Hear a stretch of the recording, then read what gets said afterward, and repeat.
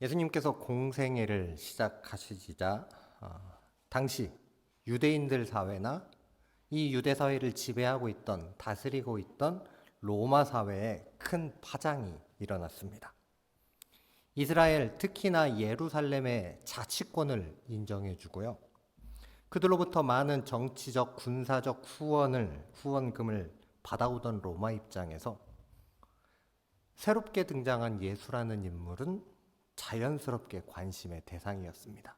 이 사람이 무슨 이야기를 하는지, 이 사람이 하는 이야기가 우리 로마의 해가 될지 득이 될지 굉장히 관심 깊게 예수를 살펴보았습니다. 하지만 로마의 입장에서 예수님은 자기들에게 크게 해가 되는 존재가 아니었습니다. 그가 체제 전복을 꾀한다거나 예루살렘, 이스라엘의 독립을 시도한다거나 그러한 조짐이 전혀 보이지 않았기 때문이죠. 반면 유대인들 중에서도 예수님을 주의 깊이 살피는 자가 있었고요. 주의 깊이 살피는 것을 넘어서서 열정적으로 따르는 무리도 있었습니다. 크게 유대인들을 세 부류로 나눌 수가 있습니다. 먼저는 지도자들입니다. 지도자의 위치에 있던 바리새인, 사두개인, 서기관, 제사장들, 이러한 사람들과 같은 무리들입니다. 이들은 모세 이후로 수천 년 동안 자신들의 종교적인 전통을 지키며 거기에서 발생한 이권들로 살아가고 있었는데 이 종교적인 전통을 뒤흔드는 예수가 나타났습니다. 자신들의 아성을 넘어서려 하고요. 자기들이 지금껏 누려왔던 모든 이권들, 좋은 권한들 예수께서 다 뒤집어 엎으려 하니 그들에게 예수는 정말 불편한 존재, 눈엣 가시 같은 존재였습니다. 이들이 예수님을 얼마나 불편하게 여겼는지 잘 알 수 있는 장면이 누가복음 19장에 기록되어 있습니다. 예수님께서 성전을 깨끗하게 하신 사건이었죠. 예수께서 예루살렘 성전에서 장사하는 무리를 쫓아내신 이후 유대인들, 대제사장들과 서기관들과 또 백성의 지도자들은 예수를 죽이려 꾀하기 시작합니다. 하지만 백성들이 많이 모여 예수를 따름으로 말미암아 죽이지 못하고 포기했지요. 성전에서 장사하는 이들은 앞에 언급한 지도자들, 대제사장, 서기관, 바리새인, 사두개인 이런 사람들에게 큰 수입원이 되었습니다. 즉 자신들의 이권이 거기에서 발생했다는 것이죠. 바벨론 포로 이후 바벨론 포로 이후 이스라엘은 가나안에 모여 살았지만 전 세계로 흩어져 버렸습니다. 디아스포라라 이야기하죠. 이 디아스포라 유대인들은 흩어진 그곳에서 믿음을 지켰고 가능한 한 절기를 지키기 위해 예루살렘에 모여왔습니다. 하나님께 이때 제사를 드려야 하는데 제물을 자기 고향에서부터 흠결 없이 가지고 오기란 참 쉽지 않지요. 그래서 많은 사람들은 예루살렘에 와서 제물을 구입하는 걸 선택합니다. 이 제물을 판매하는 상인들에게 허가권을 내주고 이 사람들로부터 수수료를 받아 챙기는 사람들이 바로 대제사장, 서기관, 지도자들이었던 것이죠. 그런데 예수님께서 그들을 다 내쫓아버리셨습니다. 싹 쫓아버리셨죠. 대목장사 예수님 때문에 망했습니다. 1년에 3번밖에 없는 큰 절기인데 그때마다 유대인들이 전 세계에서 다 모여들어서 어마어마한 성전에 어마어마한 제물을 드리고 가는데 예수 때문에 다 망쳤습니다. 미워할 수밖에 없지요. 거기에 더해 19장 47절을 보니 예수께서 날마다 성전에서 가르치시니 대제사장들과 서기관들과 백성의 지도자들이 그를 죽이려 꾀하되라고 이야기합니다. 장사를 망쳐놓은 것도 정말 화가 나는 일인데 장사 망쳐놓고 도망가는 게 아니고요. 날마다 성전에 앉아서 백성들을 가르치고 있습니다. 무슨 내용을 가르치셨는지는 기록되지 않지만요. 아마도 저 같았으면요. 성전에서 장사하는 게, 성전에서 물건 사고 팔고 하는 게 얼마나 잘못된 일인지, 하나님께서 그 일을 얼마나 죄스럽게 보셨을지 가르쳤을 것 같습니다.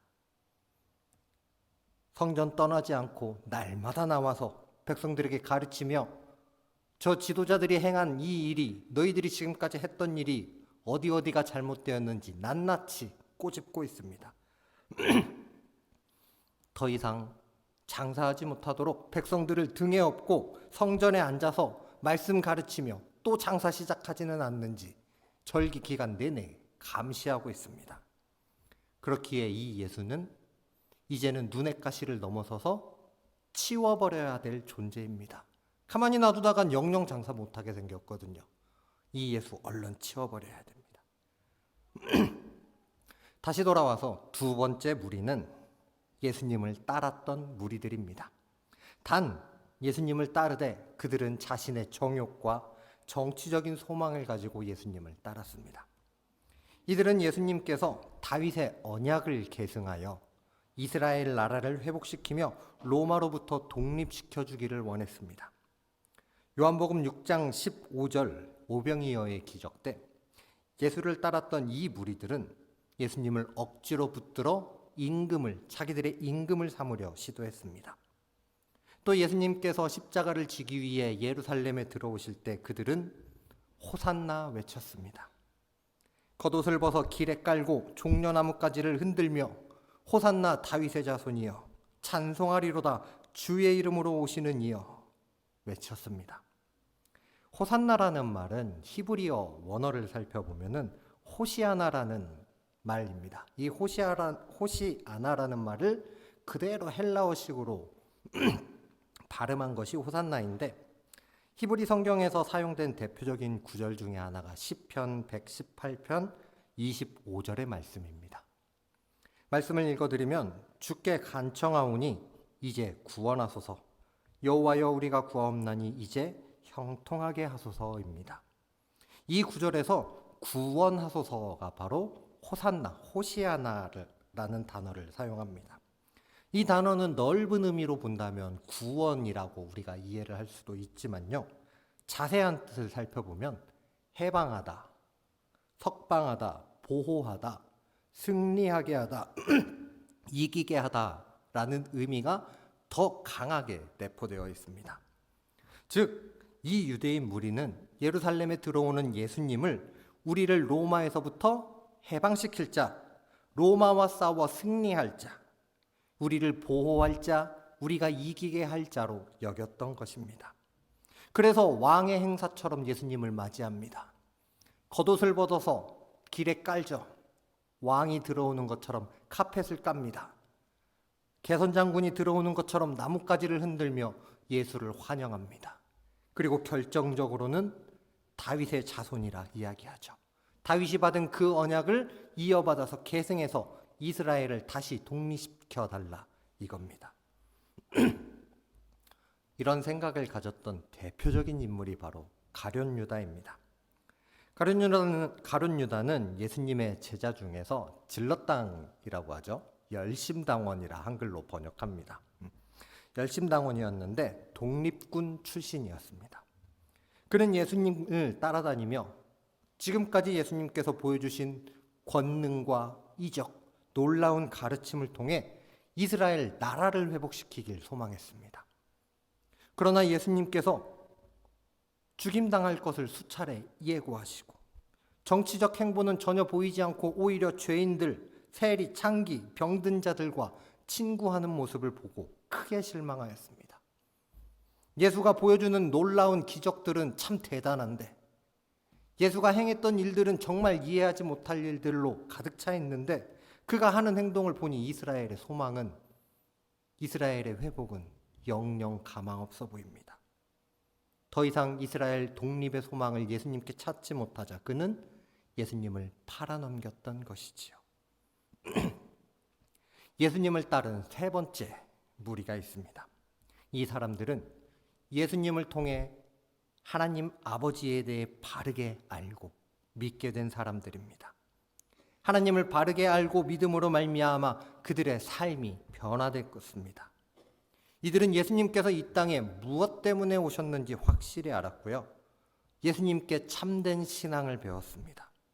그 신앙이 삶을 변화시켰고 그 변화를 통해 유대인들 사회가, 더 나아가 초대교회를 그렇게 핍박했던 로마 사회 전체를 온 세계를 변화시키는데 성공한 자들입니다. 이 세 번째 부류 중에 오늘 삭개오에 대해 한번 말씀을 드려보려 합니다. 삭개오는 오늘 본문 2절에 삭개오라 이름하는 자가 있으니 세리장이요 또한 부자라 하며 설명합니다. 직업은 세리장입니다. 경제적으로는 풍요를 누리는 부자이고요. 그 이름의 뜻을 찾아보면 깨끗한 자라는 의미를 가지고 있습니다. 삭개오의 부모님들은 그가 하나님 앞에서 많은 사람들 앞에서 정결하고 깨끗한 자로 살길 소망하는 마음에 이러한 이름을 지어줬을 것입니다. 그런데 그의 삶은 전혀 깨끗한 자답지 못했습니다. 유대인들에게 손가락질 받는 대표적 죄인 중에 하나, 세리가 그의 직업이었습니다. 그 중에서도 세리들의 총책임자 세리장이었습니다. 유대인들에게 세금을 거두어 로마에게 바치는 일, 돈과 관련된 일이기에 깨끗하기 쉽지 않은 직업이었습니다. 쉽지 않은 정도가 아니라 그 당시 상황을 생각해 보면 깨끗할 수 없는 직업입니다. 로마의 세금 징수 체계는 정해진 세금을 백성들에게 정부가 직접 거두어가는 방식이 아니었습니다. 세리라는 사람에게 세금 징수에 관련된 모든 일체를 위임합니다. 그러면 이 세리들은 백성들에게 정해진 만큼 이상의 세금을 거두어서 정해진 양은 로마 정부에 주고요. 남은 것은 자기의 소득으로 삼는 자들입니다. 그렇기에 얼마나 거두어 드릴 수 있는가가 세리의 능력이었고요. 그 소득의 원천이었습니다. 그래서 세리들은 악랄하게 정말 쥐어짜는 경우가 대부분이었습니다. 삭개오가 바로 이러한 세리였고요. 그 세리 중에서도 밑에 있는 여러 세리들을 총괄하는 세리장이었던 것입니다. 삭개오는 세리인 동시에 부자라 이야기합니다. 이스라엘이 아무리 로마로부터 자치권을 인정받았다 하지만 다른 나라의 식민지가 되어 통치받는 민족들이 풍족한 삶을 누린다는 건 말이 안 됩니다. 그런데 로마의 빌부터 세금 거두는 일을 하는 사람이 많은 부를 축적했습니다. 부자가 되었습니다. 자세히 조사해 볼 것도 없이 자연스럽게 삭개오가 어떠한 삶을 살았을지 머릿속에 그려집니다. 그런데 그가 예수님에 대한 소문을 듣습니다. 오병이어로 5,000명을 먹였고요. 죽어서 냄새나는 나사로를 다시 살렸다는 소문이 들립니다. 결정적으로 삭개오의 마음을 움직이게 한 대목이 하나 있었는데 예수가 죄인과 세리의 친구더라 하는 소문이었습니다. 삭개오는 로마의 편에 서서 돈 때문에 눈이 빨개진 사람이었죠.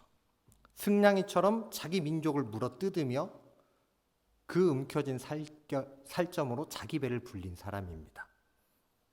악랄하게 세금 거두었고 부자가 되었죠. 자연스럽게 그의 곁에는 사람들이 없을 수밖에 없습니다. 돈에 눈이 멀어 부자가 되었지만 사회적으로는 완전한 외톨이, 아무도 그와 함께하려 하지 않고 어울리려 하지 않습니다. 민족의 배신자, 죄인 대표인데요. 누가 죄인과 함께 어울리겠습니까? 그런데 나 같은 세리, 나 같은 죄인과 친구해주는 사람이 있다고? 모든 사람이 손가락질하며 수군거리는데 내 곁에 서주는 사람, 내 이야기를 들어주고 나와 함께 해줄 만한 사람이 있다고? 삭개오의 마음이 움직이기 시작합니다. 그는 예수님을 보기 위해 달려갑니다. 하지만 예수를 만나기 위해 모여든 구름 같은 사람들과 자신의 작은 키로 인해 예수님을 볼 수 없었습니다. 예수를 만나서 말 한마디로 섞어봐야 친구를 하든지 말든지 할 텐데 방법이 보이지 않자 그는 예수님이 어디로 걸어가는지 방향을 살피고는 돌무화과 나무 위에 올라가 기다립니다. 예수님께서 그 나무 아래를 지나가실 때 갑자기 위를 쳐다보시며 말씀하십니다. 5절, 삭개오야 속히 내려오라. 내가 오늘 내 집에 유하여야 하겠다 하시니. 깜짝 놀랐습니다.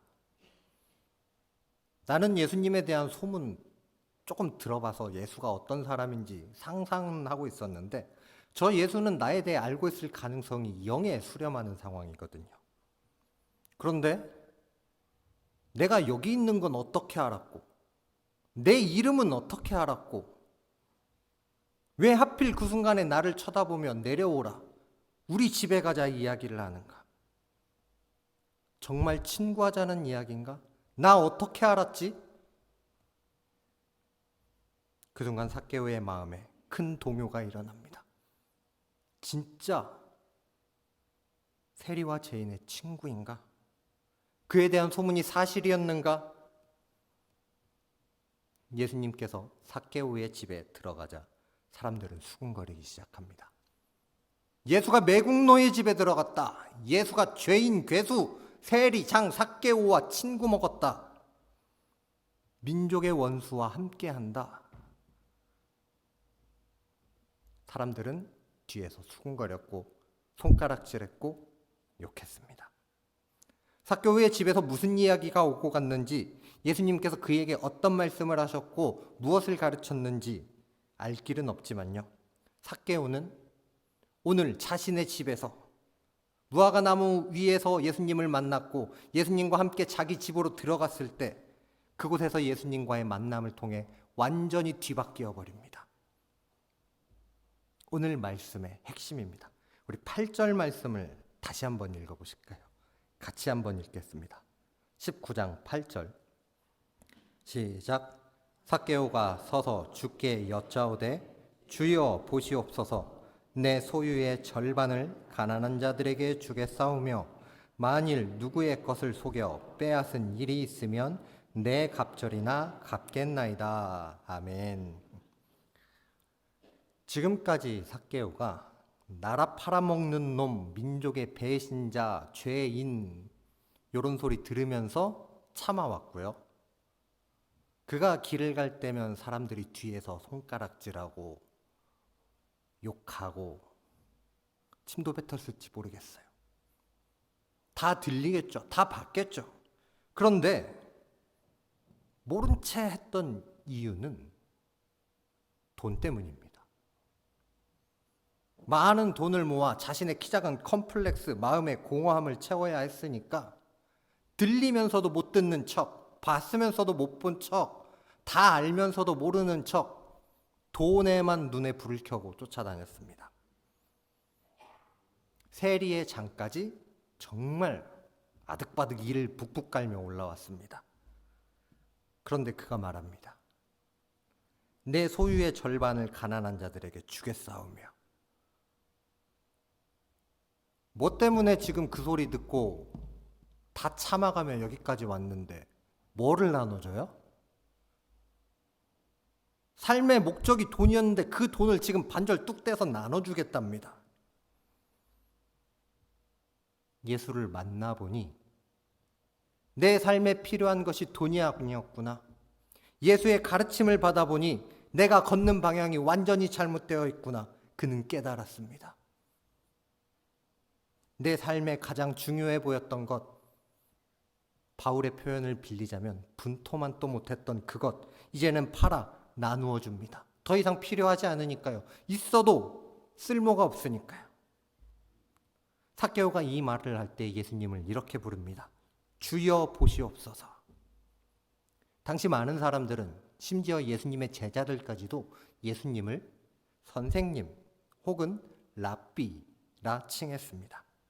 하지만 삭개오는 오늘 주여라 부릅니다. 이 주여라는 단어는 퀴리에입니다.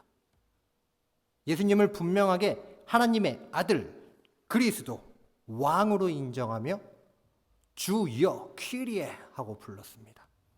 삶의 방향이, 마음 중심이 완전히 바뀌었다는 단적인 증거지요.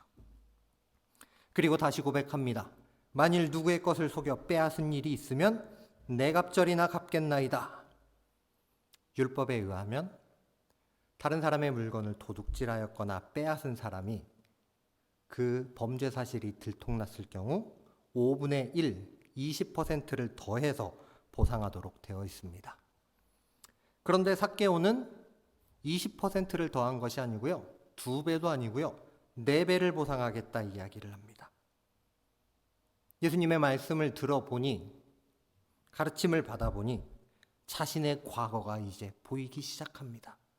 내가 지난날 했던 것들이 무슨 일이었는지, 범죄인 줄 알면서도 했던 일, 돈에 눈이 멀어 그것이 죄인지 바라보지 못하고 했던 일, 혹은 죄인지 알지 못하고 했던 일, 이 모든 것이 뚜렷하게 보이게 되었고 이제는 그것을 회개하는 것입니다.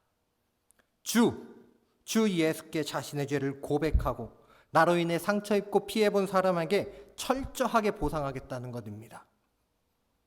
그리고는 이 죄를 다시는 반복하지 않겠다. 삭개오는 이 마음을 담아 20%의 보상이 아니고요, 2배의 보상 아니고요, 4배로 보상하겠다 이야기합니다. 삭개오의 고백을 들은 예수님께서는 9절과 10절에 이렇게 말씀하십니다. 예수께서 이르시되 오늘 구원이 이 집에 이르렀으니 이 사람도 아브라함의 자손이미로다. 인자가 온 것은 잃어버린 자를 찾아 구원하려 함이니라. 아멘. 오늘 구원이 이 집에, 삭개오의 집에 이르렀으니 삭개오도 이제부터는 아브라함의 자손, 즉 구원받은 사람, 민족의 배신자가 아니라 하나님께 속한 자라는 것입니다. 그리고 10절에 9절보다도 더욱 중요한 말씀을 하십니다. 인자가 온 것은 잃어버린 자를 찾아 구원하려 함이라. 예수님께서 여리고에 왜 오셨어요?